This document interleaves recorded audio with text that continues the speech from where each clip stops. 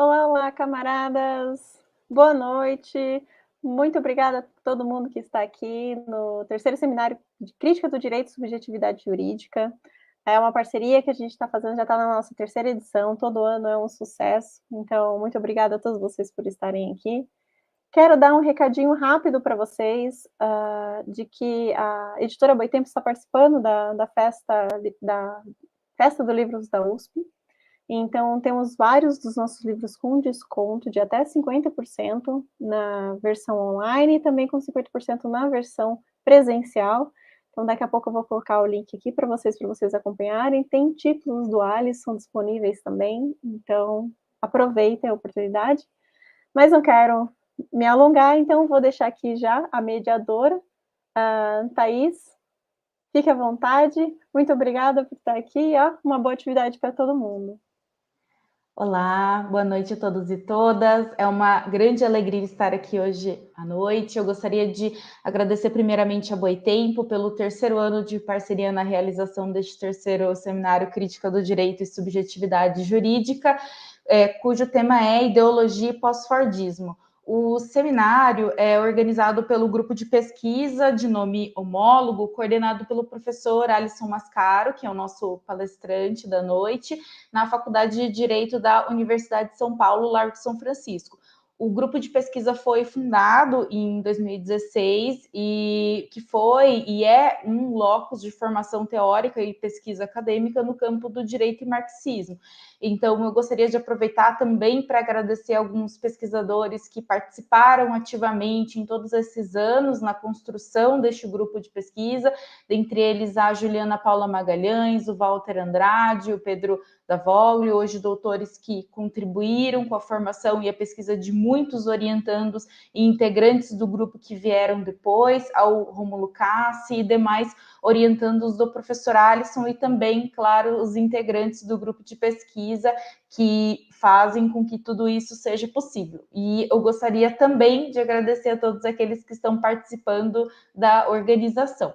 E só passando um recado importante sobre a questão da emissão dos certificados. A emissão de certificados ocorrerá apenas para quem se inscreveu no site do seminário pela plataforma Event3 e seguir os passos do credenciamento nas atividades que estão no tutorial do site. Então, ainda dá tempo de se inscrever hoje. Eu vou logo na sequência deixar aqui o link do site da Event3 para vocês se inscreverem, para quem eventualmente ainda não fez. E, antes de passar a palavra para o professor Alisson Mascaro, eu gostaria de apresentá-lo. O professor Alisson Leandro Mascaro é livre docente em Filosofia e Teoria Geral do Direito pela Universidade de São Paulo, doutor em Filosofia e Teoria Geral do Direito pela mesma universidade e graduado pela mesma universidade. O professor Alisson também é professor da Faculdade de Direito da USP, professor emérito e implantador de cursos de graduação e pós-graduação em Direito em várias instituições no Brasil, e ele é autor, dentre outros livros, de alguns títulos importantes aqui publicados pela editora Boitempo, como Crise e Golpe, Estado e Forma Política, e mais recentemente, Crítica do Fascismo. Então, professor Alisson, eu gostaria de passar a palavra para você hoje. Muito obrigado, querida Thaís Oshika.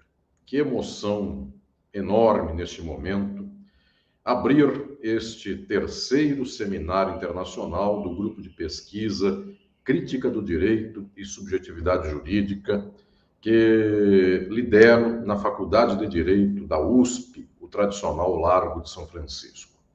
Este terceiro seminário internacional, mais uma vez, conta com a parceria de Boitempo Editorial, minha casa editorial, minha editora, e todas e todos de Boitempo Editorial, em nome de Ivana Jenkins, quero agradecer a todas e todos vocês pelo carinho, pela parceria de tantos anos.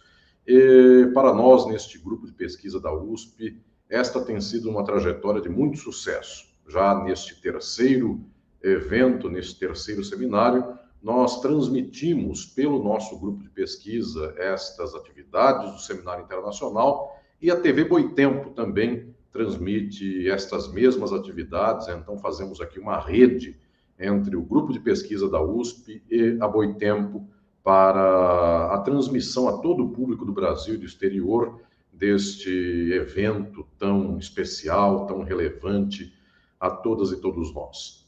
Eu quero também cumprimentar ao meu grupo de pesquisa, e eu faço aqui na figura da minha querida orientanda, hoje de mestrado, hoje de doutorado, mas desde seu mestrado, que está pesquisando sobre minha orientação, que é a querida Thaís Oshika. Thaís tem sido a responsável maior por toda a organização deste seminário, mas também quero cumprimentar a todas e todos os membros deste grupo de pesquisa, pessoas que diretamente estão ligadas a mim na Universidade de São Paulo, mas também tantos membros deste grupo de pesquisa que foram selecionados neste ano de 2022 e que são de várias regiões do país, do norte a sul do Brasil, de várias universidades, inclusive, que têm partilhado deste espaço de pesquisa e caminhada. Eu quero cumprimentar a todas e todos.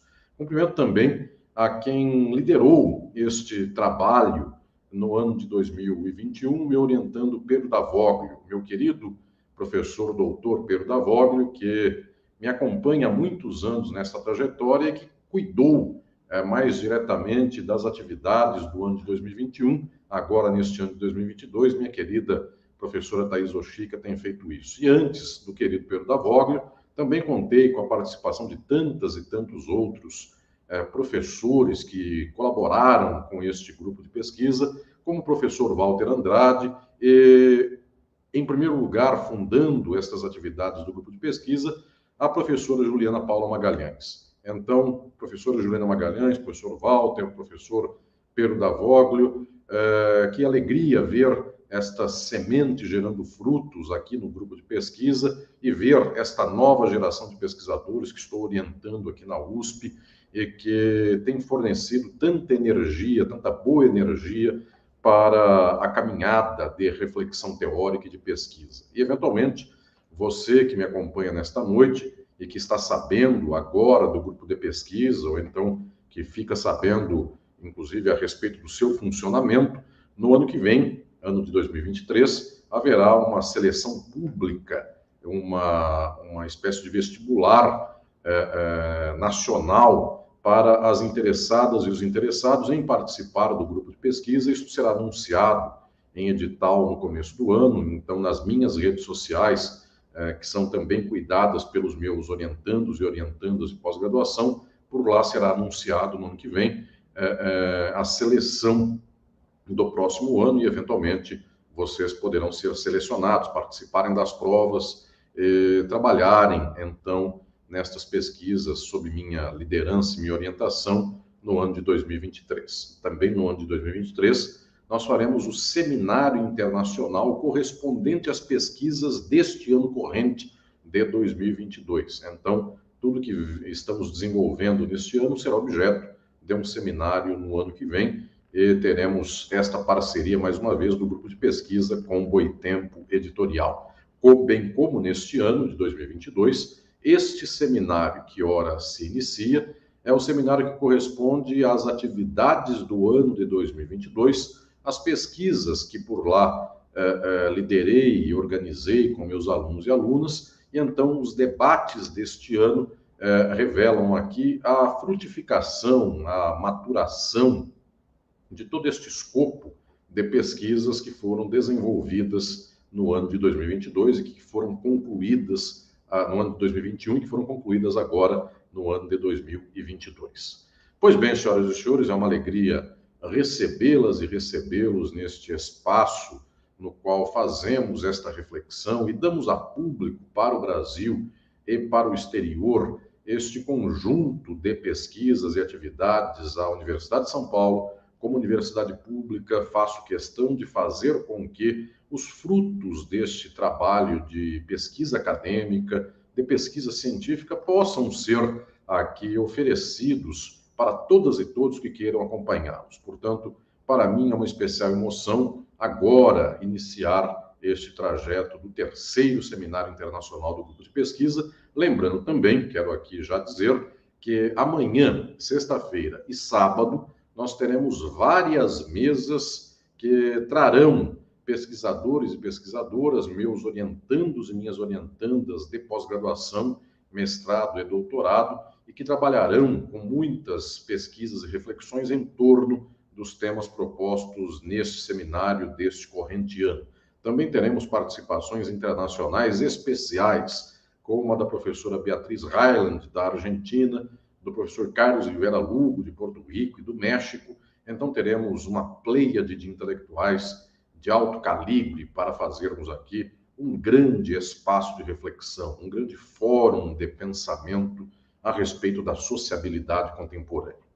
Pois bem, eu quero, neste momento, dar início à minha conferência que tem por tema Ideologia e Capitalismo. Penso que este seja um dos temas decisivos, um dos temas determinantes do nosso tempo, das encruzilhadas da nossa época histórica e da busca, inclusive, do conhecimento do porquê nossa sociedade se estrutura deste modo, por que ela poderia ser de outros modos e, em querendo que ela seja de outra maneira, que fazemos nós, que podemos fazer para esta transformação de nosso tempo histórico.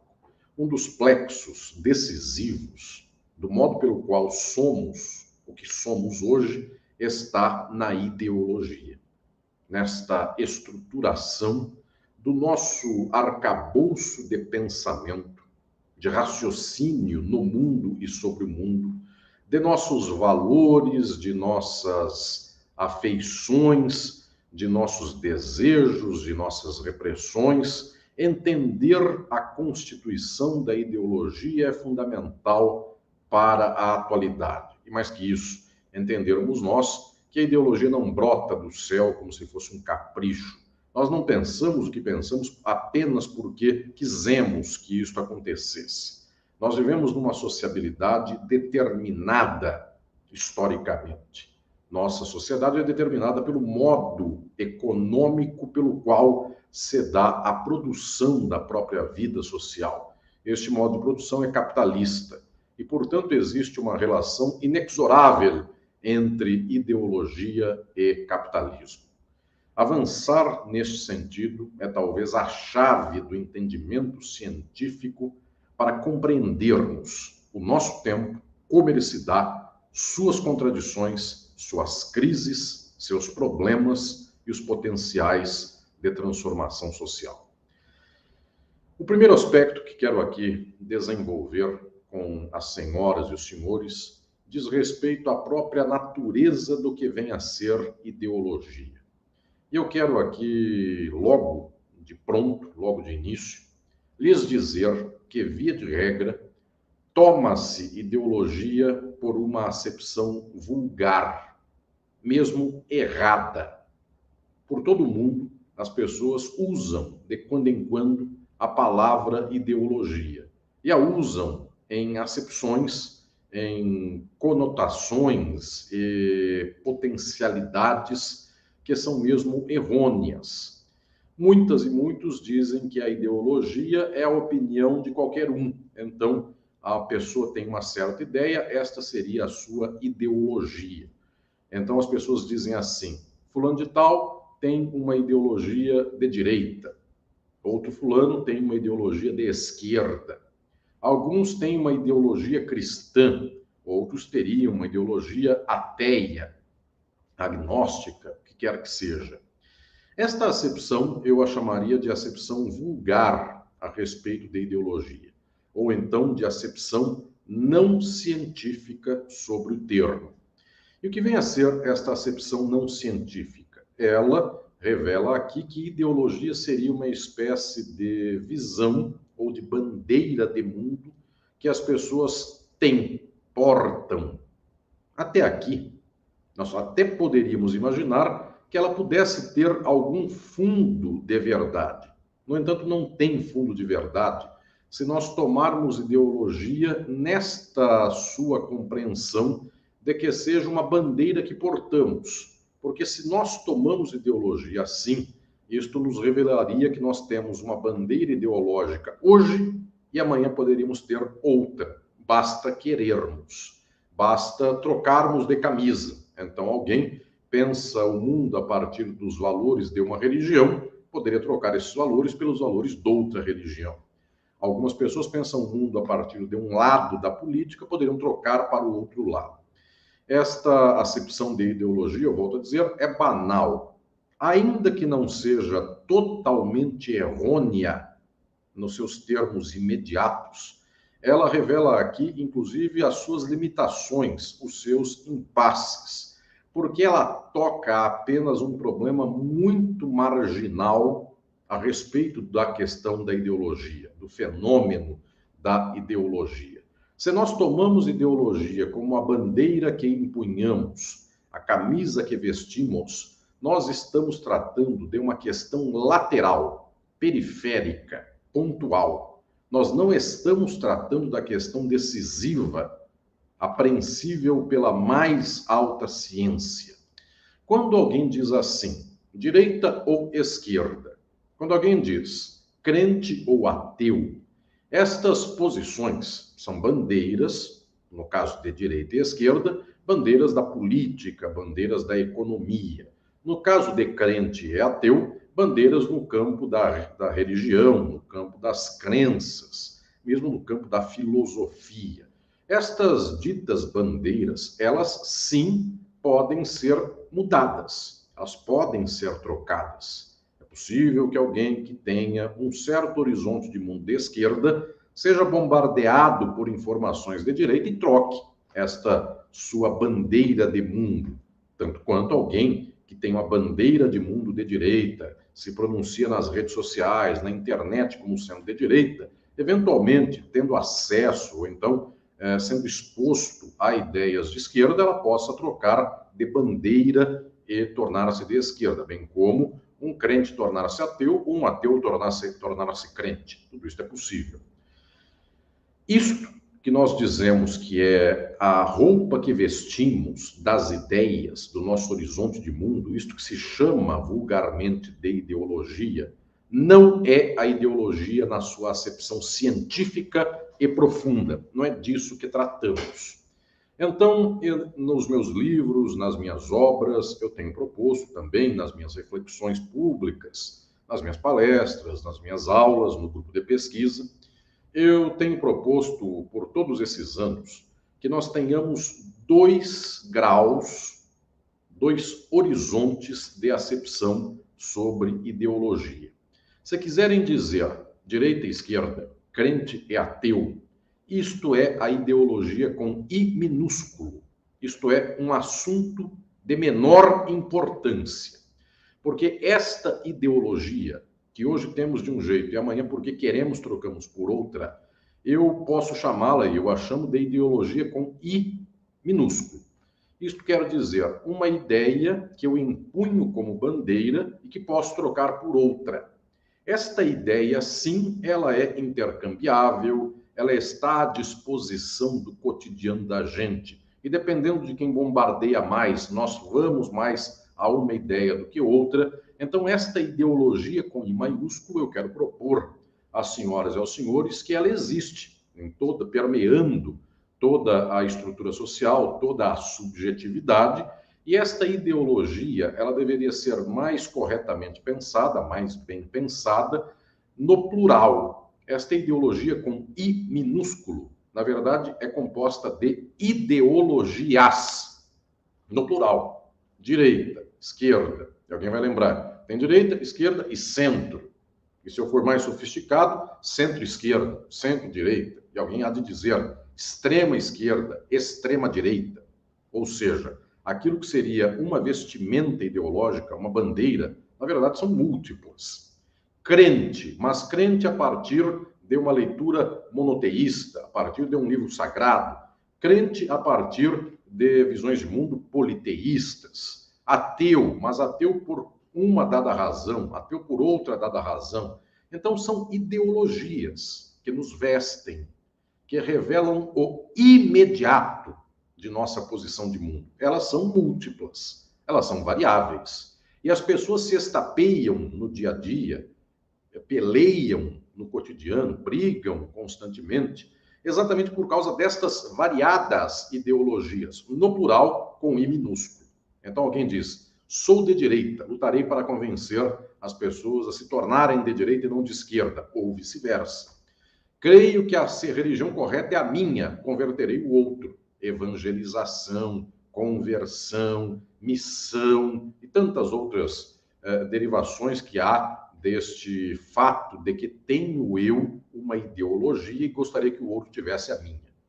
Pois bem, esta dimensão, volto a dizer, é de ideologias no plural, e elas são possíveis, como tantas possibilidades há de compreensão imediata de mundo. Agora, senhoras e senhores, pasmem aquilo que vou anunciar. Todas estas ideologias com I minúsculo, no plural, as variadas ideologias, elas são, ao cabo, manifestações possíveis da ideologia com I maiúsculo. E singular, só uma. E agora é a diferença das leituras banais acerca da ideologia para a leitura mais vigorosa acerca da ideologia, que é a leitura científica, que se vale de instrumentais como, por exemplo, a descoberta da ideologia pelo marxismo. É o marxismo quem conseguiu descobrir o que vem a ser ideologia, mediante autores e pensadores notáveis do século XIX, do século XX e mesmo do século XXI. E nesse concurso, junto com o marxismo, está também a notável descoberta científica da psicanálise, desde Freud, lá no final do século XIX e no início do século XX, mas também com todo o desenvolvimento das pesquisas psicanalíticas, como, por exemplo, aquela dos freudomarxistas, estes que tentaram juntar pela primeira vez Marx e Freud, como, por exemplo, Wilhelm Reich. Reich, um dos grandes teóricos da psicanálise, um dos grandes teóricos do marxismo, buscou encaminhar a reflexão a respeito da junção de marxismo e psicanálise. Ou então, ainda falando de psicanálise, autores mais modernos, pensadores incontornáveis da segunda metade do século XX, como o próprio francês Jacques Lacan.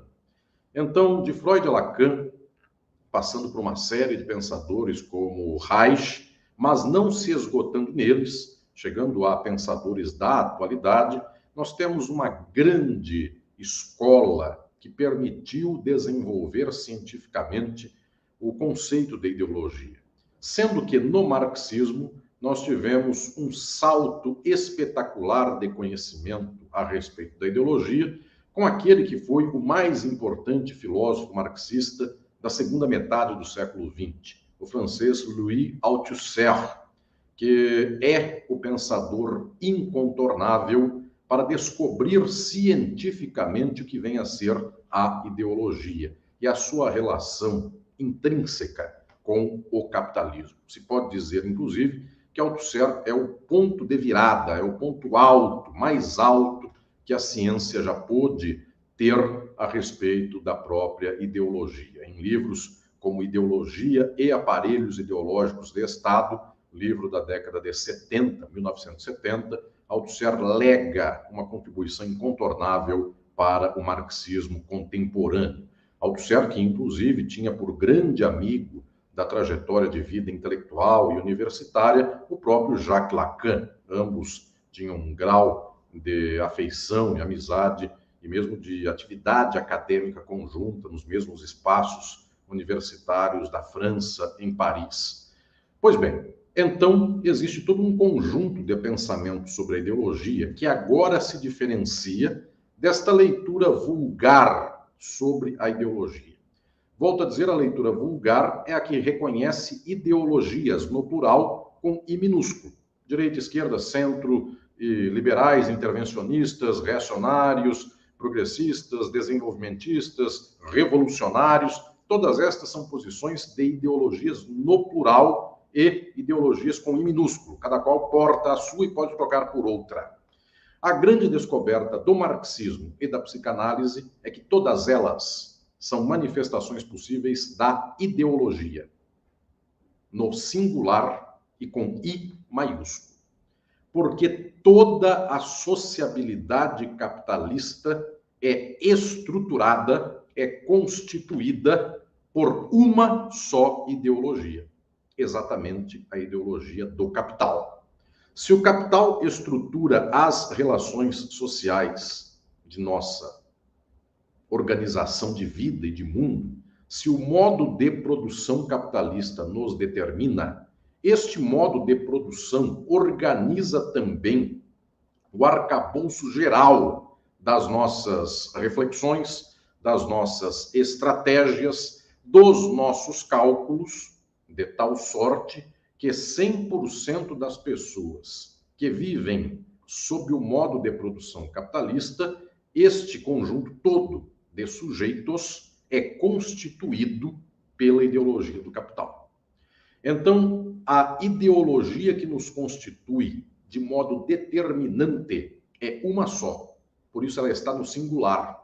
E como ela é exatamente o arcabouço organizador da nossa própria subjetivação, esta ideologia é incontornável. Por isso ela é uma ideologia com I maiúsculo.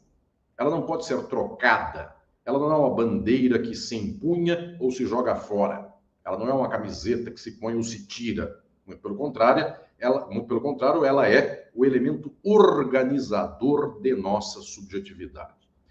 A grande descoberta de Althusser para o campo da ideologia, isto fez com que ele desse um passo para além de toda a tradição anterior, que era uma tradição ainda com pouco desenvolvimento científico, foi a proposição de Althusser, a descoberta de Althusser, que a ideologia, esta que nos determina, no singular e com I maiúsculo, ela reside não naquilo que é optativo nosso, não na nossa consciência, não na nossa vontade. A ideologia que nos determina materialmente, concretamente, que nos organiza enquanto sujeitos na sociedade capitalista, ela está no inconsciente. Portanto, a ideologia com I maiúsculo, ela opera no nível do inconsciente. Enquanto as ideologias no plural, com I minúsculo, operam no consciente. E pasmem, senhoras e senhores, esta é a descoberta básica da psicanálise. Nós não somos controlados pela nossa fração da subjetividade ou da psique, ou do nosso caráter consciente.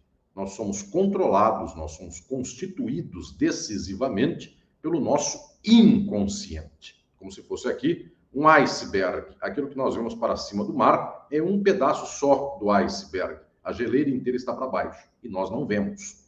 Assim são as ideologias no plural, as pequenas ideologias, que escrevo com minúscula, e a ideologia com maiúscula, que só há uma no singular, que está no inconsciente.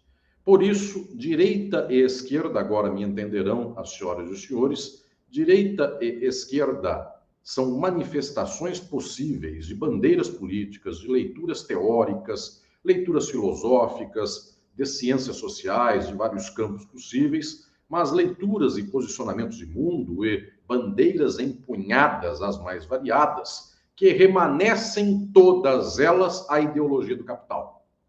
Quando alguém diz assim, não devemos aumentar o salário mínimo, nem deveria haver salário mínimo, nós dizemos, esta postura ideológica é de direita.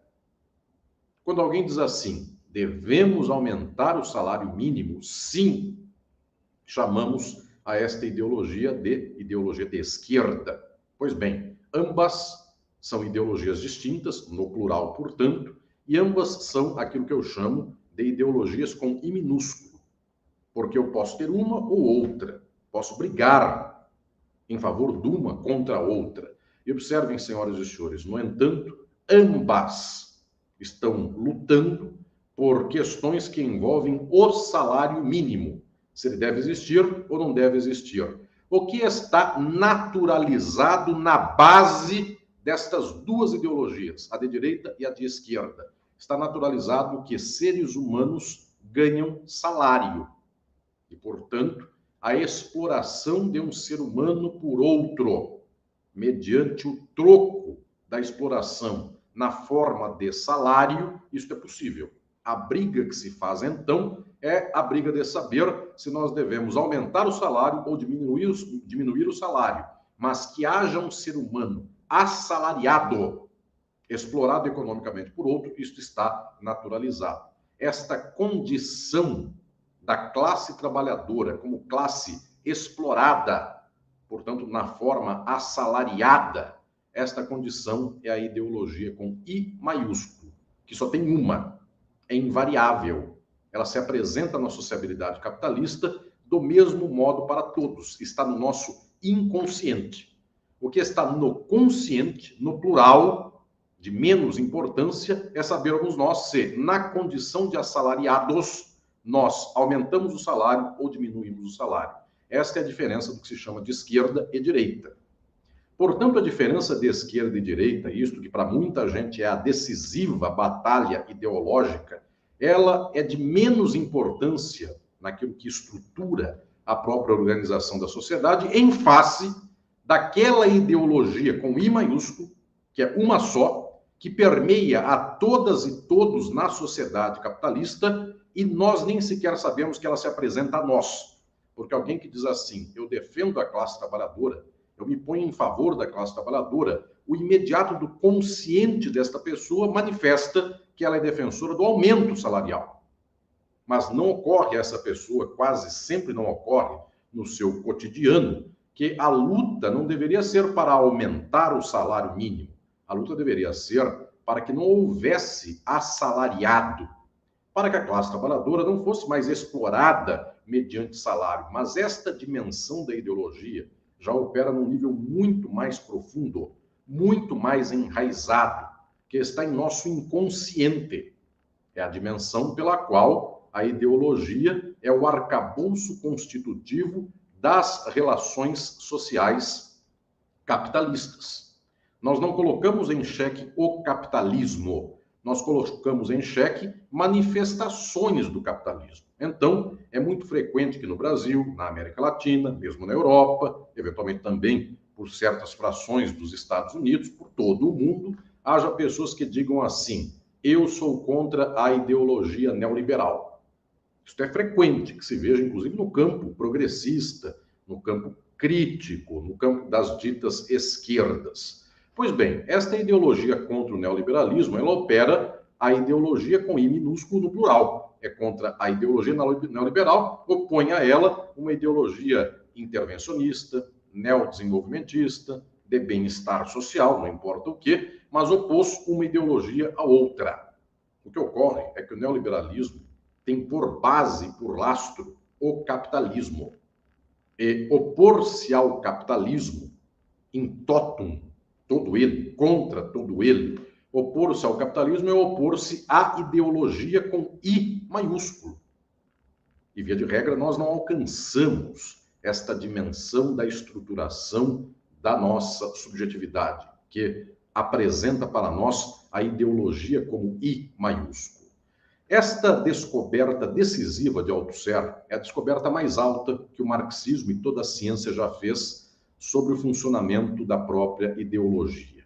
E quando nós avançamos nessa descoberta, nós observamos que Marx, na sua obra mais importante, mais decisiva, que é o guia de leitura de todas e todos que queiram saber o que é o marxismo enquanto ciência, que vem a ser o livro O Capital, traduzido para o português por Boitempo Editorial também, Marx, em O Capital, nos anuncia a descoberta decisiva sobre o átomo do capitalismo, o núcleo do capitalismo.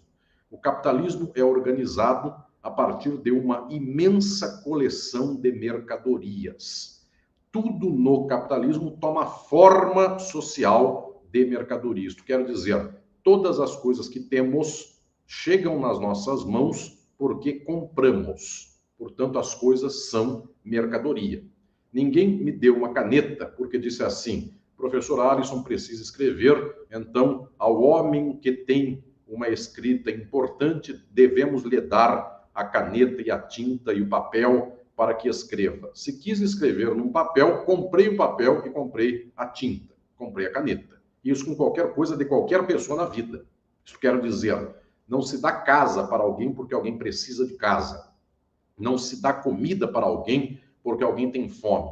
Alguém tem comida, você pagou por ela. Comida é mercadoria, caneta é mercadoria, água é mercadoria, casa é mercadoria, educação é mercadoria, saúde é mercadoria, remédio é mercadoria, as coisas do mundo são todas mercadorias.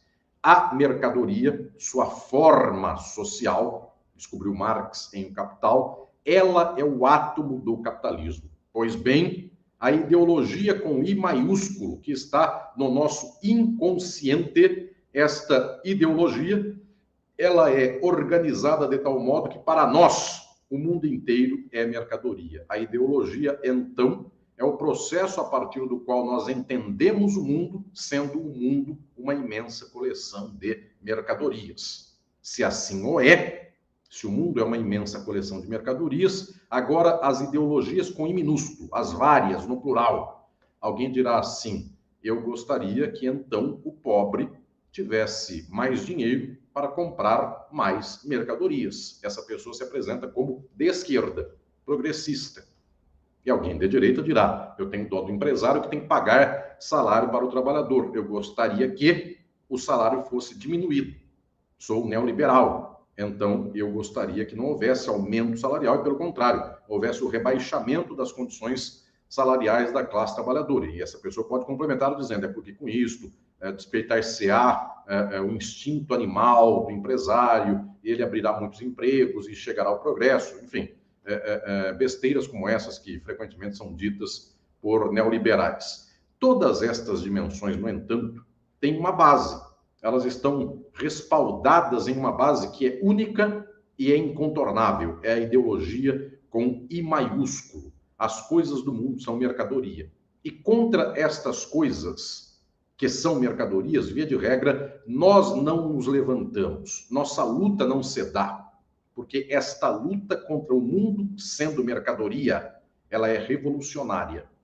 E, via de regra, a revolução não está no cardápio das nossas opções de mundo. No cardápio das nossas opções de mundo, dentro do cardápio, o mais radical é aumento salarial para que a mercadoria fique mais fácil e seja mais bem comprada pela classe trabalhadora. Minha Casa, Minha Vida, programa pelo qual, então, a pessoa comprará picanha e cerveja de modo mais barato, aumentará o salário ou coisas assim. Estas dimensões, volto a dizer, são dimensões internas da ideologia do capital. Elas não rompem com a ideologia do capital.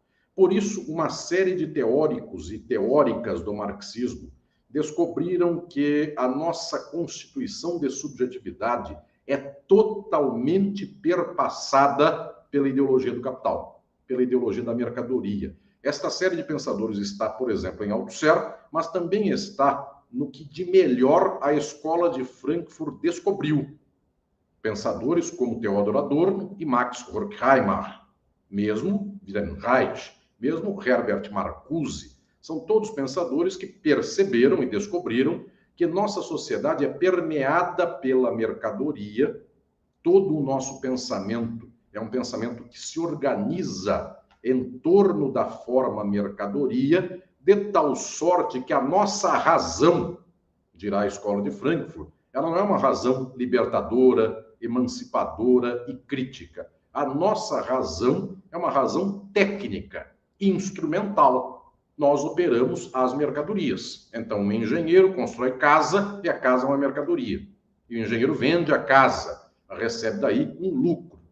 O trabalhador que faz um curso técnico, assim o faz porque saberá trabalhar com mais instrumentais e então buscará aumentar o seu salário. O saber do trabalhador técnico não é revolucionário, é um saber interno do maquinário da reprodução da sociedade capitalista.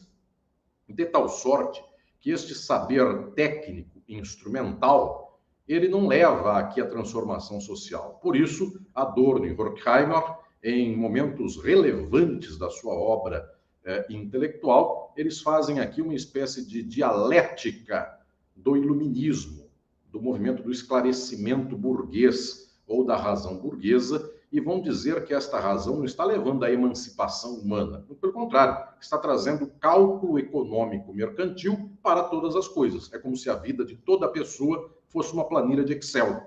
A todo momento ela pensa assim: farei um curso de graduação porque isso aumenta a minha condição salarial. Acabei o curso de graduação, farei uma pós. Que pós farei eu? Aquela que me habilita a me vender melhor para o mercado. Então, o saber humano é um estoque de informações e de racionalidades para que se possa vender melhor, porque a maior mercadoria, a única que pode ser explorada e não volta para o explorado, aquela única que permite a extração de mais valor, é o trabalho do trabalhador assalariado.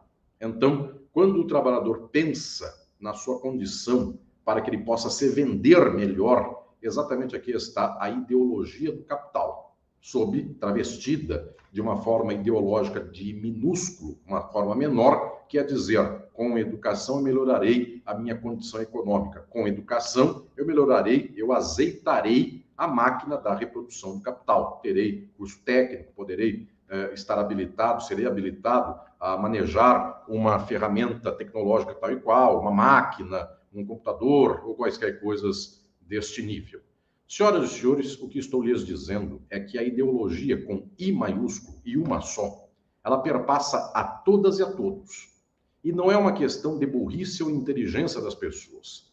A pessoa dita burra, ou então dita ignorante de conhecimentos técnicos, acadêmicos, dos bancos escolares, uma pessoa que não foi falquejada nos bancos da escola, ou então que não teve universidade, esta pessoa opera a ideologia do capital no seu inconsciente do mesmo modo de alguém que fez uma pós-graduação. Ambos sabem que o mundo é mercadoria e que se ele tem para vender e os outros querem comprar, ele lucra.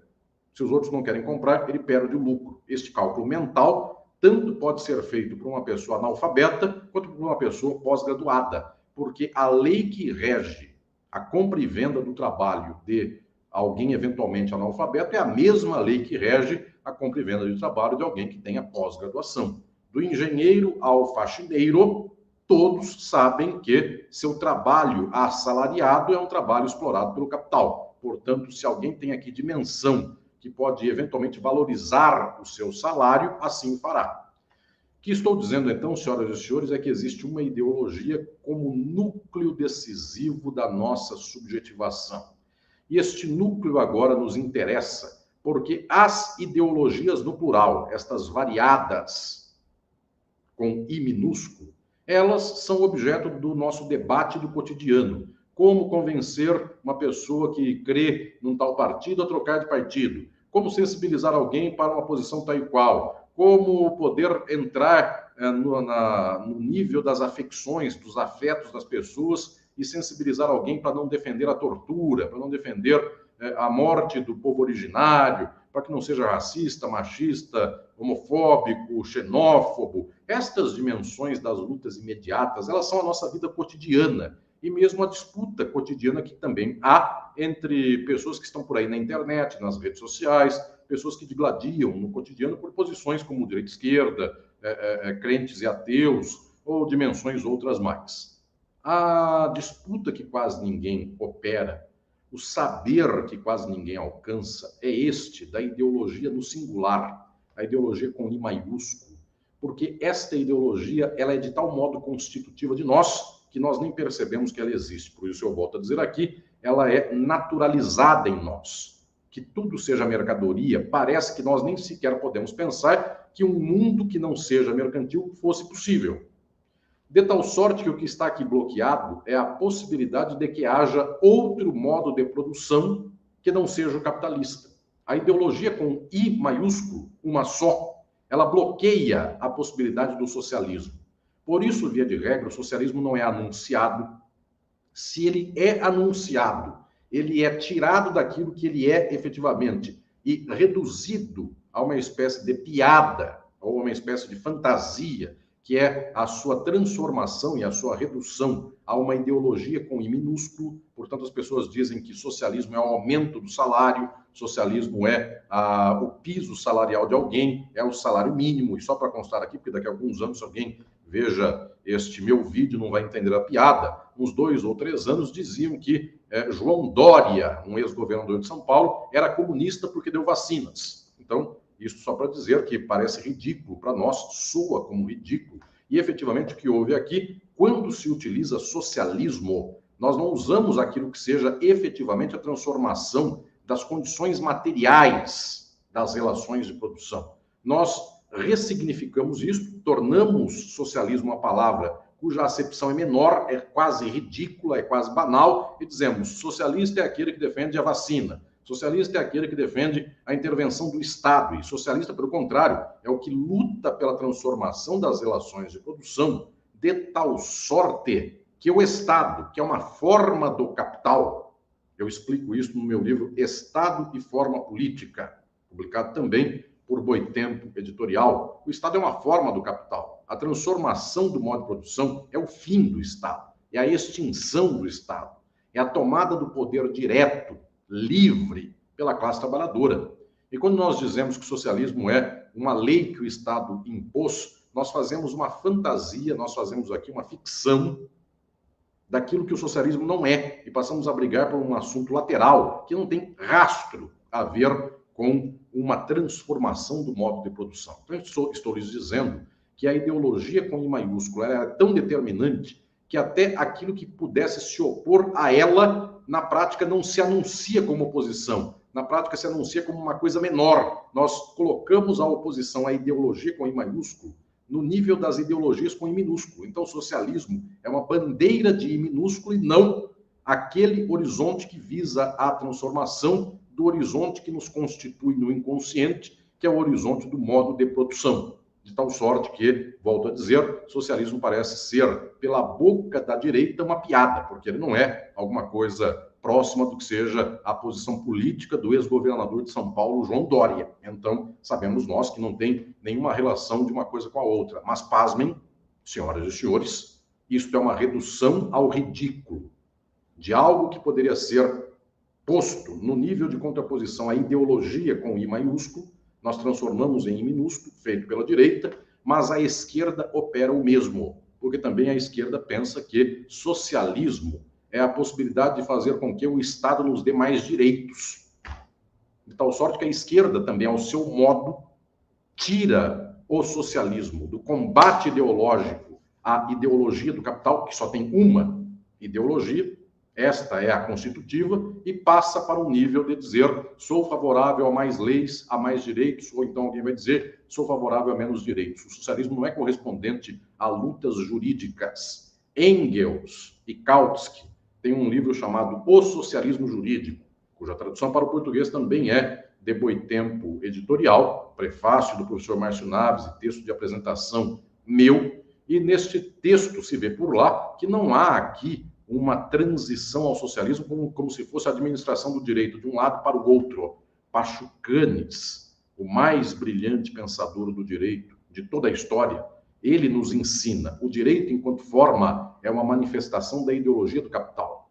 E se nós lutarmos contra esta ideologia do capital, nós rompemos com as formas do capital. Forma mercadoria, forma valor, acumulação, valorização do valor, tudo que Marx anuncia em O Capital. Mas nós lutamos também contra a forma política estatal, de que eu falo em Estado e Forma Política, e lutamos também contra a forma jurídica, a forma de subjetividade jurídica, que é o objeto do meu grupo de pesquisa aqui na Faculdade de Direito da USP, por todos estes anos, e tenho aqui a alegria de ter a querida Thaís como uma de minhas pupilas, uma de minhas discípulas, nesta reflexão que faz a respeito do direito da subjetividade jurídica. Pois bem, estou lhes anunciando que é muito difícil, então, operarmos uma luta contra a ideologia do capital.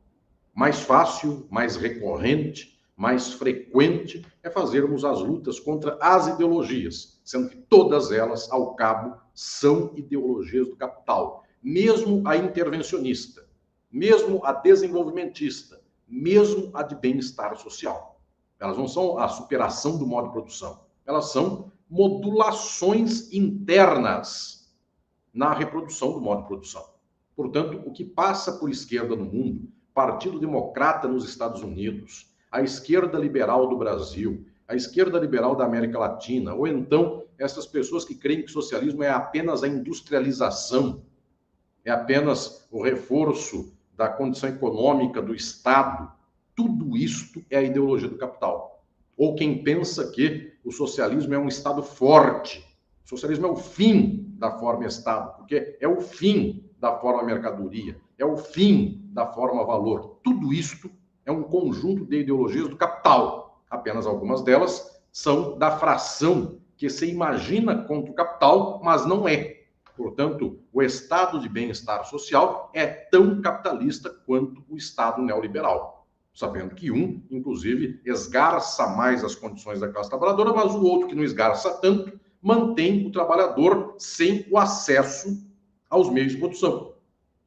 Portanto, os meios de produção são dados ao capitalista e os trabalhadores continuam sendo explorados, ainda que com um salário mínimo dobrado, triplicado, ou ainda que o Brasil não seja apenas rodoviário, seja ferroviário. Essas questões, o Brasil tem ferrovia, rodovia, isto não é o que tangencia, o que toca a ideologia do capital. Estas são manifestações perfunctórias, laterais, das ideologias com I minúsculo e no plural, todas elas do capital. Se o Brasil é agrário, se o Brasil é industrial, se o Brasil é ferroviário, se o Brasil é rodoviário, são as manifestações minúsculas daquilo que é o debate sobre as forças produtivas. Mas já Althusser, Mao Tse-tung e antes deles o próprio Lenin, em vários momentos, perceberam o que se trata quando se fala de um modo de produção, é da ideologia do modo de produzir, ou seja, das relações sociais na produção, não do jeito de deslocar a pessoa. Porque com ferrovia ou rodovia, se alguém para se deslocar de um lado para o outro pagou com rodovia e ferrovia, nós estamos no capitalismo. E se alguém para se deslocar de um lado para o outro não pagou, porque o transporte é domínio da classe trabalhadora, bem como a saúde, é um domínio direto da classe trabalhadora, então, rodoviariamente, ferroviariamente, ou a nado, ou a avião, este é o modo de produção socialista. O que estou lhes dizendo é que não são as forças produtivas o que determina a posição ideológica, são as relações de produção. Mas como as relações de produção são naturalizadas ideologicamente, nós nunca nos opomos a elas, porque isto custa a todas e todos nós. Esta luta é difícil para nós. Mais fácil é naturalizar a ideologia de que tudo é mercadoria e apenas dizer: eu prefiro que a mercadoria do Brasil seja levada de um lado para o outro por ferrovia, por hidrovia, do que por rodovia, porque polui menos por hidrovia e por ferrovia. Esta questão do polui menos é uma ideologia no plural, minúscula, menor que a outra, porque no final das contas é como a mercadoria de um lado para o outro. E nós poderíamos pensar, de outro modo, tudo que andar de um lado para o outro não deveria ser mercadoria. E claro, poderíamos continuar dizendo, e em não sendo mercadoria, preferivelmente poderíamos voar, ou então ir de navio, ou então ir de trem, do que ir de ônibus, ou ir de caminhão, ou ir de carro poluindo a estrada. Isto, então, é uma questão de outro nível de importância. A questão das relações de produção, no entanto, é a questão decisiva. Senhoras e senhores, este conjunto, então, faz entender, desde Althusser até o dia de hoje, algo notável. A ideologia, com I maiúsculo, não tem história. Esta é a descoberta central de Althusser. O que quer dizer não tem história? Para quem nasceu sob o modo de produção capitalista, tudo é mercadoria. E este sujeito não sabe pensar de outro modo. O máximo que ele consegue pensar é em ampliar o acesso à mercadoria, mas não acabar com a forma mercadoria. Nós não sabemos pensar o mundo no qual as coisas vêm a nós e nós damos coisas aos outros sem que a intermediação do ter seja da mercadoria, sem que a intermediação das coisas seja mercantil. Nós sequer sabemos operar isto. Por isso o socialismo choca tanto quando nós pensamos no que ele vem a ser, porque toda a nossa constituição de subjetividade é feita pela ideologia do capital, e ela é uma só, é a ideologia da mercadoria. Tudo é ter, tudo é consumo, é uma sociedade do consumo, uma sociedade cuja razão é mercantil. Adorno, volto a lembrar aqui, insistiu muito com esta dimensão. Se assim o é, nós não sabemos pensar como seria ter uma casa num sistema no qual todas e todos também possam ter. E este ter não é ter por mercadoria, é ter porque a sociedade decidiu que um ser humano tem que ter um teto. Tanto quanto um ser humano tem que ter educação, tanto quanto um ser humano tem que ter saúde, nós não sabemos pensar esta dimensão. Isto nos revela, então, que a ideologia com I maiúsculo está no nosso inconsciente. E por isso o seu desarme é mais doloroso, é mais decisivo, e temos menos ferramentas sociais para poder mobilizar em torno dessa transformação. Por isso, reformistas são a maioria das pessoas. E por isso, revolucionários são muito poucos, porque pensar a revolução é pensar algo que não nos estrutura, e não simplesmente um arranjo distributivo daquilo que nos estrutura. Um arranjo distributivo é possível, fácil. Tenho 2 canetas. Poderia imaginar que alguém, então, pudesse ter uma das 2. Tenho 2 camisas e alguém passou frio, tiro uma e dou a esta pessoa que passou frio. Até aí, eu tenho, eu dou, ato da minha graça, ato da minha vontade. O direito chama isso, inclusive, tipifica isso como doação. Portanto, é um ato aqui que organiza uma relação, um vínculo obrigacional, no caso aqui, unilateral. Pois bem, esta dimensão que estou aqui dizendo é uma dimensão na qual nós sabemos operar a doação de uma mercadoria para alguém. Mas nós não sabemos operar ideologicamente o que é nada ser de ninguém por direito. Tudo ser das pessoas, porque a sociedade, que a tudo tem, porque os meios de produção são da classe trabalhadora, a sociedade planeja dar caneta às pessoas, teto às pessoas, comida às pessoas, casa às pessoas, escola, saúde, hospital, remédio, etc. Esta dimensão, volto a dizer, senhoras e senhores, nós sequer sabemos pensar. Tanto assim, agora vem o emparelhamento com a psicanálise, tanto quanto para cada ser humano singularmente dado, você que me acompanha, você que me escuta, para qualquer um de nós, para qualquer uma das pessoas, o desejo é uma coisa que se põe, que se levanta, é uma pulsão constitutiva de si, que também não tem história. Pasmem, esta é a dimensão da psicanálise. O desejo não é algo que pode se moldar e se transformar no seu contrário. Se assim o fosse, as pessoas poderiam curar seu desejo. E esta posição de cura do desejo é uma posição reacionária. As pessoas, aquilo que têm como manifestação, pulsão do desejo, têm para a vida toda. A vida toda é a perseguição do desejo, que também não é no plural, é no singular. É que esse desejo, ele se encarna, ele se objetifica em variadas relações e variados sujeitos e variadas implicações no processo histórico de cada indivíduo, de cada subjetividade. Mas ele é sempre o desejo. E esse desejo não muda.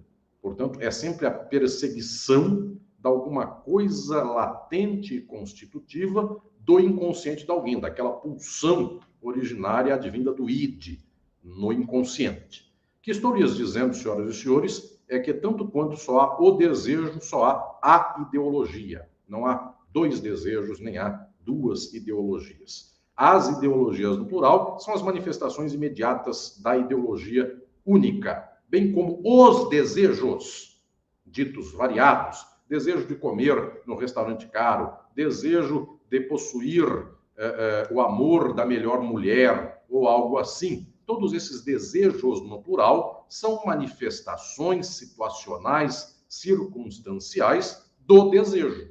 No singular, constitutivo do inconsciente, do caráter, da personalidade, da subjetividade. Então, o que estou aqui anunciando é que, efetivamente, a sociedade capitalista nos constitui na ideologia de um modo inexorável, de um modo incontornável. E agora vem a questão decisiva. Como sair disto? Althusser propõe que a ideologia não vem para nós como um chip posto em nossa cabeça. Nós a temos porque nossas relações sociais de ponta a ponta da vida são capitalistas. E alguém dirá, mas quando bebê, nós não operamos relações mercantis. Operamos sim, porque os terceiros que operam por nós e nos constituem estão mergulhados nessas relações. O bebê, a criancinha de 3 anos, cujos pais são pobres, trabalhadores, e sabem que num tal dia que se chama de Natal, dia de Jesus, pessoas ganham presentes. Este bebê, esta criança de 3 anos, ganhou quase nenhum presente. O presente que ganhou é ruim. E ela soube de uma criança que ela conhece, uma prima, uma pessoa que mora em outro bairro, e que ganhou um presente extraordinário. E por que o pai dela ou a mãe dela não lhe deram aquele presente? Esta criança, ela não comprou ainda nenhuma mercadoria, mas já não ganhou uma certa mercadoria. Esta criança já então, em algum momento, há de escutar do pai, da mãe, do responsável, da pessoa que cuida dela, que aquela família é pobre, não tem dinheiro para comprar aquele brinquedo. Olhem, observem, a ideologia está constituindo o bebê, que tem comida se a família tiver capital e mercadoria, que não tem comida se a família não tiver dinheiro. Então, senhoras e senhores, a ideologia constitui o sujeito desde o zero, de modo incontornável, porque constitui mediante sua própria disposição, mas constitui também mediante total disposição dos terceiros, pai, mãe, vizinho, patrão, empregado, empregada doméstica, a ausência de empregada doméstica, a mãe empregada doméstica de alguém, por todas as dimensões, a forma mercadoria atravessa a subjetividade de todas as pessoas. O que estou aqui dizendo, então, é que Althusser descobre que a ideologia do capital advém das práticas do capital. Se a ideologia advém das práticas, ela não é simplesmente uma espécie de central do mal que opera o mundo. Não é a CIA que inventou a ideologia. Não é a ONU que inventou a ideologia. Não é o Google que inventou a ideologia. A ideologia advém das práticas das relações sociais capitalistas, das relações, todas elas determinadas pela forma mercantil, todas elas determinadas pela exploração do trabalho assalariado, pelas formas do capital. Estas práticas geram a ideologia. Portanto, o que temos aqui é o fato de que temos ideologia capitalista porque temos as práticas sociais do modo de produção capitalista. E quando não tivermos mais práticas do modo de produção capitalista, e se tivermos práticas de um modo de produção socialista, em transição ao socialismo, comunista, então, nesse momento, teremos uma ideologia socialista, uma ideologia de transição, uma ideologia comunista. Portanto, senhoras e senhores, a ideologia, enquanto I maiúsculo, advém das práticas. Esta, que é uma só, advém das práticas do capital. E, portanto, só é possível transformar a ideologia com a revolução, com a transformação do modo de produção. Todo o mais é uma espécie de briga por camiseta, briga por bandeira. Quando alguém diz assim, gostaria que alguém saísse da ideologia de direita e viesse para a esquerda, ele está fazendo com que alguém saia da ideologia do fim do salário mínimo para a ideologia do aumento do salário mínimo. Nenhum dos dois está brigando pelo fim da exploração assalariada. Então, o que estou lhes dizendo é que o fim da exploração assalariada manifesta-se como ideologia quando acontecer, na prática, a transformação do modo de produção.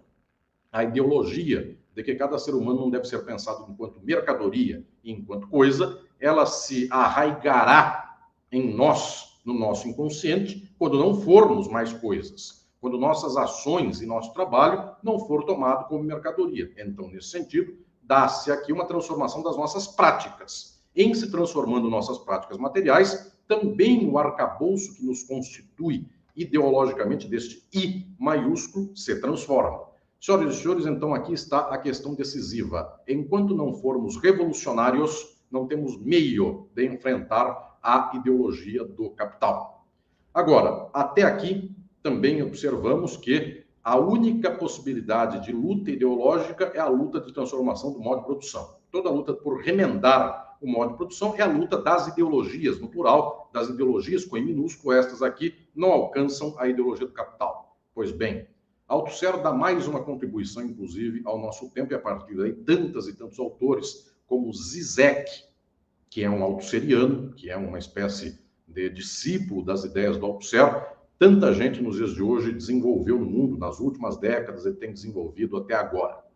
A ideologia, ela também tem o fenômeno de sua manutenção e de sua concentração em aparelhos ideológicos, em feixes relacionais que concentram a manutenção, a constituição, a interpelação ideológica, para falarmos aqui nos termos da psicanálise e de Althusser. O que eu estou dizendo é que, para pensarmos nós que tudo é mercadoria, uma série de aparelhos sustenta esta condição de que tudo é mercadoria. Eu estou falando aqui e ensinando que a nossa ideologia com I maiúsculo é do capital. Isto poderia sensibilizar as pessoas e elas poderiam imaginar, então, que poderiam romper com essa ideologia lutando contra ela, lutando de modo desbragado, de modo aberto, enfrentando o modo de produção.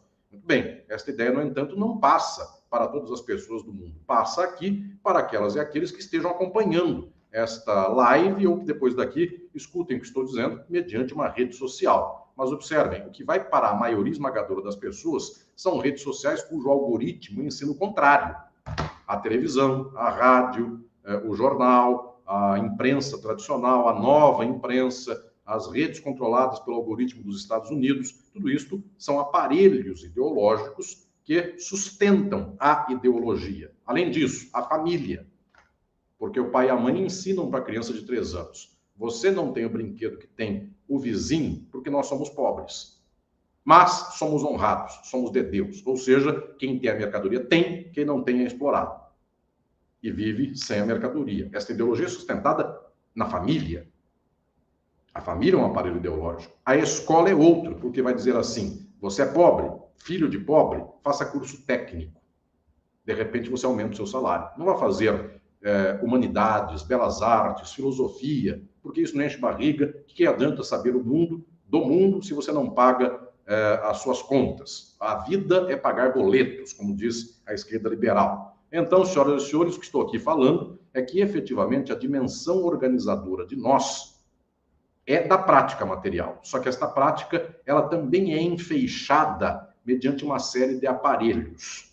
Então, nós temos uma ciência a mais para podermos começar a riscar o verniz da ideologia. E qual é esta forma para que seja possível riscar o verniz? Se tivéssemos aparelhos ideológicos em quantidade para poder fazer uma luta contra a ideologia do capital, talvez tivéssemos aqui algumas linhas de força que poderiam fazer um processo de transmissão social de lutas revolucionárias contra o próprio capital.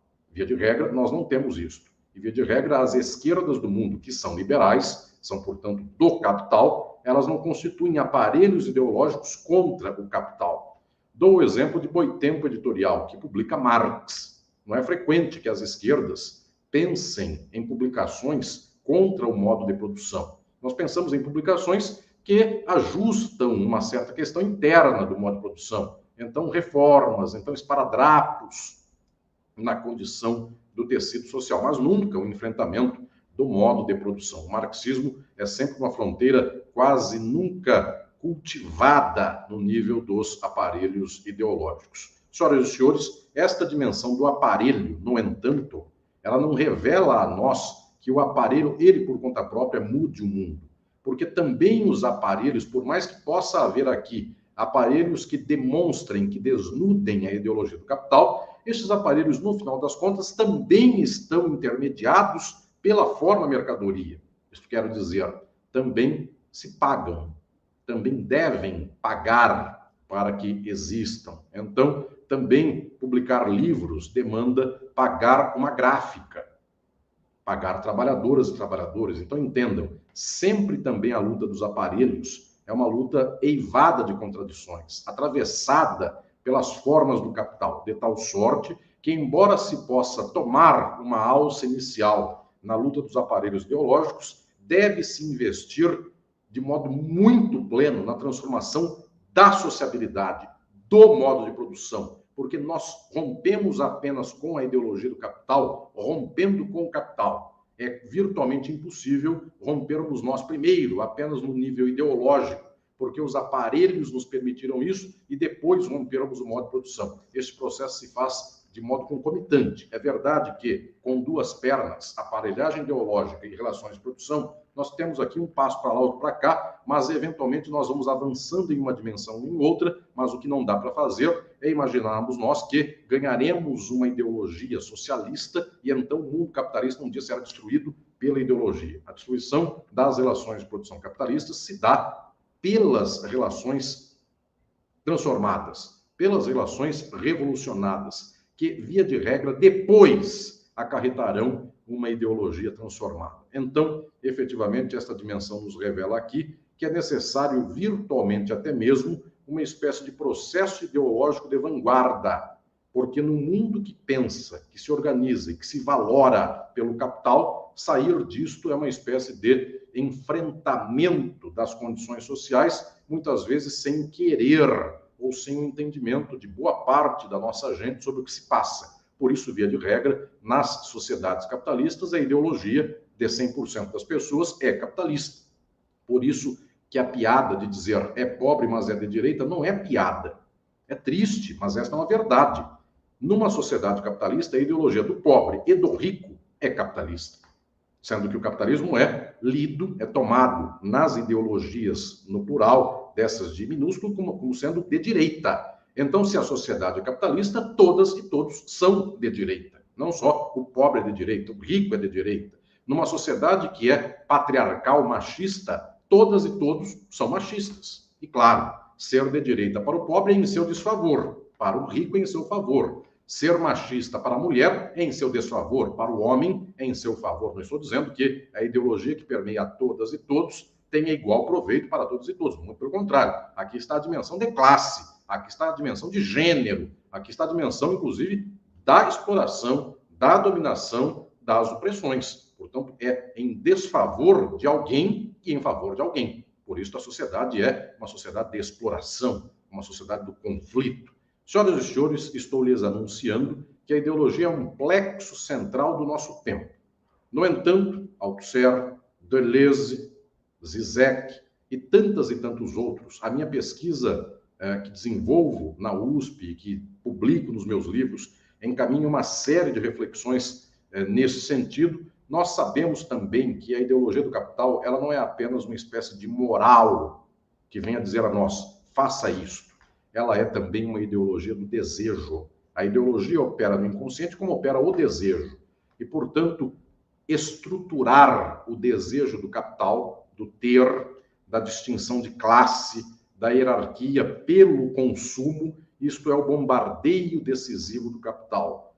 E não adianta dizermos nós, então, que contra a ideologia do capital, nós lutaremos por um negativo dessa ideologia.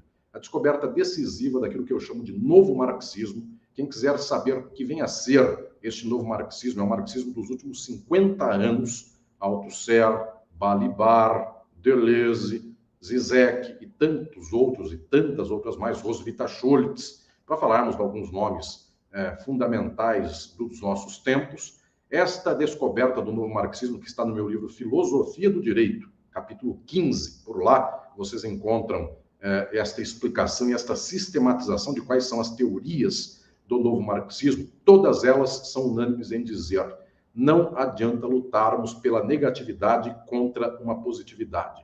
A ideologia, uma só, que é do capital, ela se afirma em positivo para todas e todos nós. Desde bebê, nós sabemos que quem tem compra, quem não tem não compra.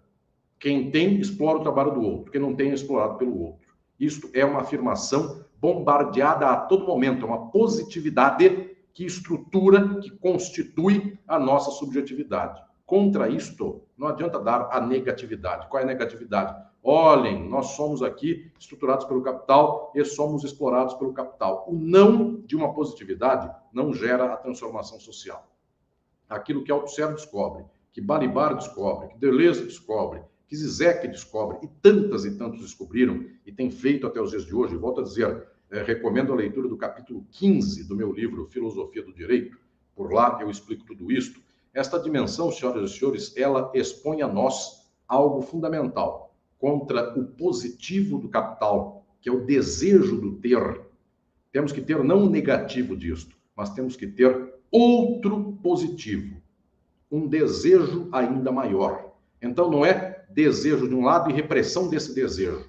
Não é o negativo da ideologia do capital. A ideologia do capital está aqui e temos que ter a dimensão do desejo do compartilhar, do desejo de que todas e todos tenham os meios de produção para todas e todos, de que todas as coisas boas da vida não sejam mais apenas objetos de consumo para quem tenha dinheiro, de que todas as coisas boas da vida possam ser compartilhadas por todas e todos. Ou seja, contra o desejo do capitalismo, não adianta falar pelo negativo dele. É preciso, então, construir, é preciso dimensionar e é preciso avançar naquilo que seja o desejo do socialismo, o desejo daquilo que se compartilha socialmente, o desejo do comum. O dia que esse desejo for maior do que o desejo de ter para si, em contraste, em face dos outros, neste dia, então, começamos uma luta que ideologicamente será vitoriosa. Senhoras e senhores, contra esta ideologia incontornável,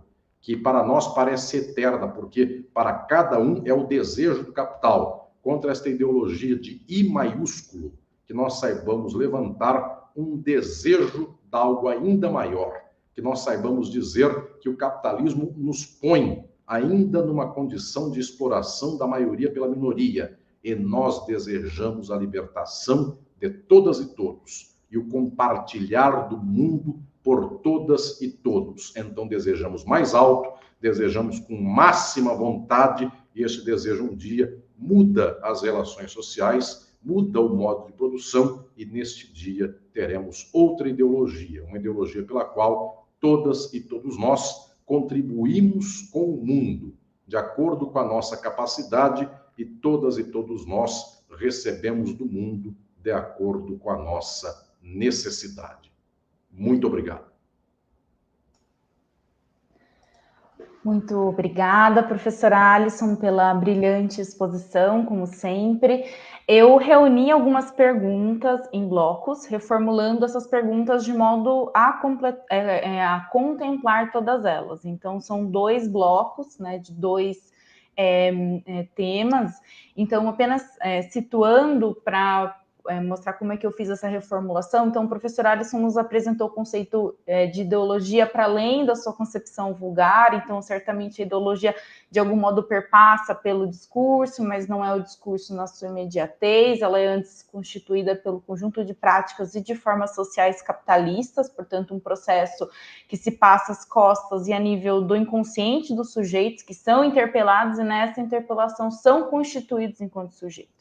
Então, nesse sentido, o primeiro conjunto de perguntas estão circunscritos no problema da ideologia. Então, ao falar das ideologias com I minúsculo, é possível falar em uma ideologia dominante? Essa foi a pergunta do Glauco.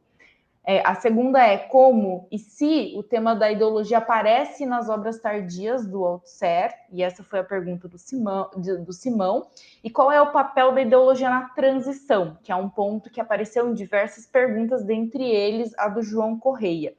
E eu já vou passar o segundo bloco de perguntas, o professor Alisson vai ter pouco tempo para respondê-las, e no segundo bloco de perguntas que eu estou formulando e reformulando, né, o tema da sua palestra hoje é ideologia e capitalismo contemporâneo. Então, ao falar de capitalismo contemporâneo, isso implica em um processo de diferenciação, né? Ou seja, o capitalismo se transformou e ao mesmo tempo permaneceu o mesmo, mas como pode o capitalismo se transformar e ao mesmo tempo permanecer o mesmo, né? Então, hoje nós vivemos em um regime de acumulação diverso daquele de 60 anos atrás, ao menos pensando no quadro do capitalismo mundial, cujo ritmo é ditado hegemonicamente pelo regime de acumulação dos países de capitalismo central. E aí eu puxo a pergunta do Gabriel Afonso para me ajudar na formulação dessa pergunta. Ele traz a intersecção com o realismo capitalista do Fischer, o que nos traz questões acerca da formação da subjetividade em um cenário de crise do próprio pós-fordismo. Então, como você lê aqui o problema da ideologia? Esses são os 2 conjuntos de perguntas. Agradeço muito, querida Thaís, pela moderação na noite de hoje, por ter me dado a palavra na abertura deste terceiro seminário do nosso grupo de pesquisa. Agradeço as perguntas de todas e todos vocês, fico muito emocionado com a participação, com o interesse de todas e todos. Quero tomar a liberdade de lhes falar de alguns guias de leitura para isto, para esse conjunto de perguntas. Sobre a mudança do capitalismo hoje, em face do capitalismo de anos atrás, eu recomendo o meu livro Estado e Forma Política, em especial o último capítulo do livro, que é o capítulo 5. Quem quiser saber o que mudou no capitalismo de hoje, em face do capitalismo de antes, e o que mudou politicamente no Estado e na organização política da sociedade, eu recomendo o capítulo 5º de Estado e Forma Política. Por lá, eu sistematizo as tradições do marxismo atual, que falam que nós vivemos num tempo de pós-fordismo em face de um tempo anterior de fordismo. Este é o objeto, inclusive, um dos objetos desse seminário, desse terceiro seminário, que começa hoje. Nós falaremos muitas vezes, os meus alunos e alunas, meus orientandos e orientandas falarão muitas vezes de fordismo e pós-fordismo. Então, faço a recomendação da leitura de Estado e Forma Política, do seu capítulo 5º, que vai demonstrar que algumas questões do capitalismo são as questões do modo de produção. Elas não mudam. A forma da mercadoria é a mesma no fordismo e no pós-fordismo. Algumas questões são da formação social pós-fordista em face da formação social fordista. Então, muda aquilo que uma teoria marxista fundamental, que é a teoria do regulacionismo,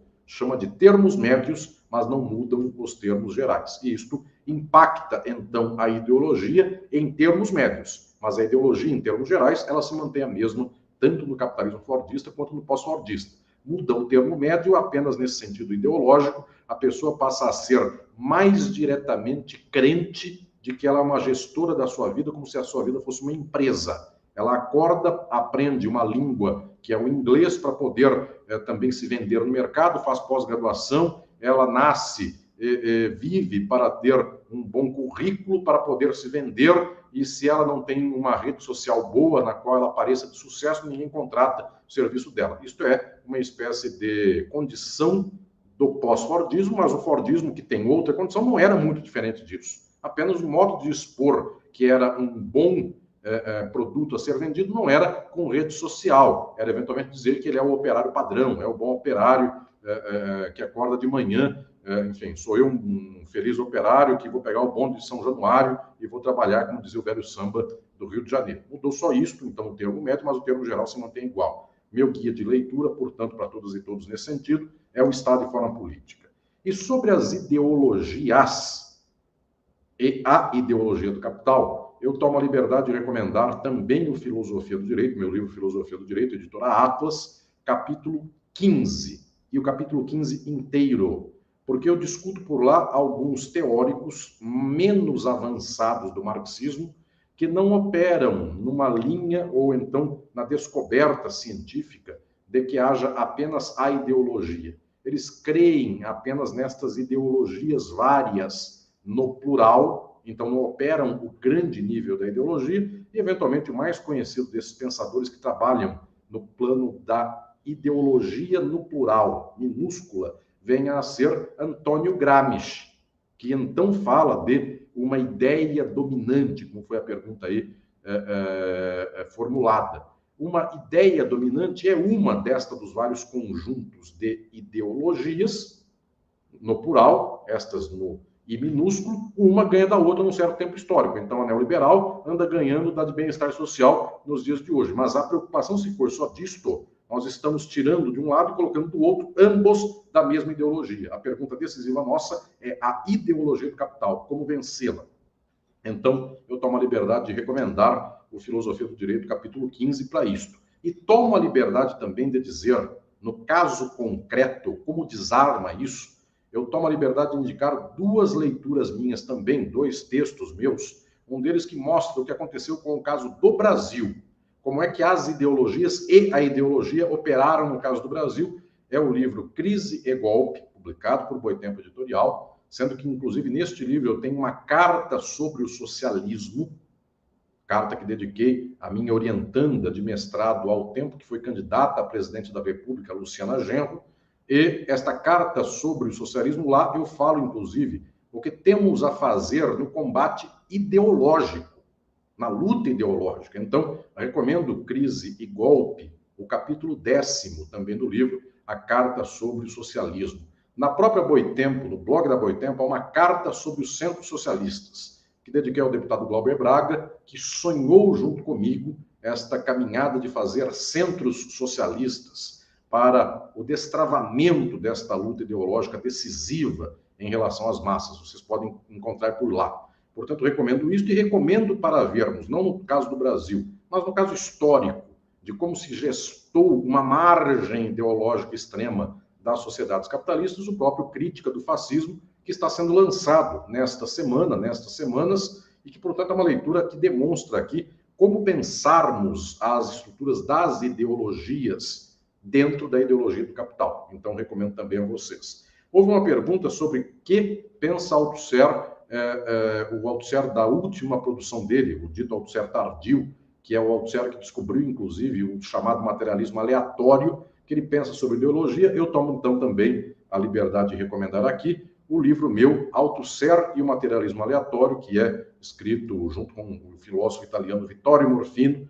publicado pela editora Contracorrente, no qual também trato dessas questões. Então, há aqui um conjunto bibliográfico que eu penso seja suficiente para começar uma caminhada nesse sentido. Mas fico feliz, querida Thaís e queridas e queridos, que tenha havido aqui o suscitar, tenha havido o levante de uma série de indagações exatamente para percebermos que o problema ideológico é um problema central do nosso tempo e ele não pode ser tomado apenas como rótulo.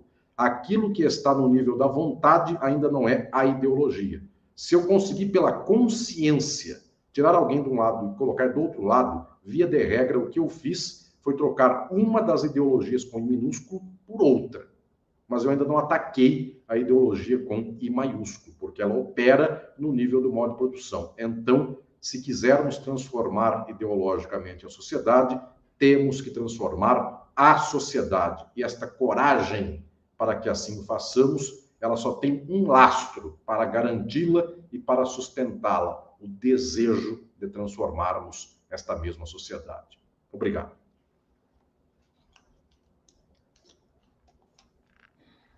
Muito obrigada, professor Alisson, pelo tempo. Então, acredito que nós não façamos uma segunda rodada de perguntas. Eu gostaria apenas de ressaltar qual que é o nosso cronograma. A partir do eu convido vocês, a próxima mesa será amanhã às 15 horas. Então, deixe-me apenas puxar aqui os palestrantes das 15. Eu gostaria de saber se, eventualmente, a Boitempo teria algum recado para passar.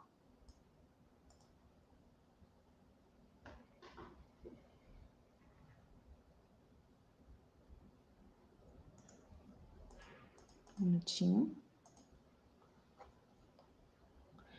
Muito bem, então a próxima sessão será às 15 horas de manhã. O título da palestra é Pós-Fordismo, Crise e Valor. A mesa redonda será composta pelos palestrantes Alessandra Devuski, Leonardo Godoy, Luiz Felipe Osório e Vitor Vicente Baral, aqui no canal da Boitempo. Então, nos vemos amanhã, às 15 horas, e muito obrigada a todos pela participação.